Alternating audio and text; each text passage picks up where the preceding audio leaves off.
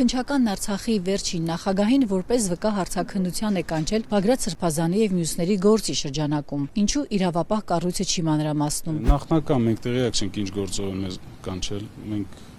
կներկայանանք։ Մենք կներկայանանք վերջում փաստաբանը ձեզ կմեկնաբանի։ Ինչու եմ ասում, որովհետեւ ձեր անունը քննչականի այդ հրապարակումների մեջ Բագրատի գործի հետ կապված չկա, ես նայել եմ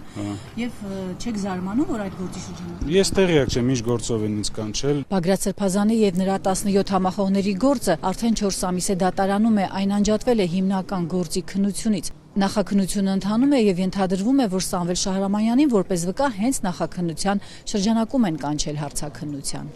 Սամվել Շահրամանյանն առաջին անգամը չէ, որ որպես վկա հարցաքննվում է քննչական կոմիտեում։ Նա ամռանը եւս կանչվել էր հարցաքննության այլ գործի շրջանակում։ Նա քննչականում էր 2023-ի ադրբեջանական հարձակման ժամանակ պաշտոնական անփութության ու զենք զինամթերքը հակառակորդին հանձնելու գործով։ Այս վարույթը հարուցվել էր Արցախի անվտանգության խորհրդի քարտուղար Սամվել Բաբայանի հաղորդման հիման վրա։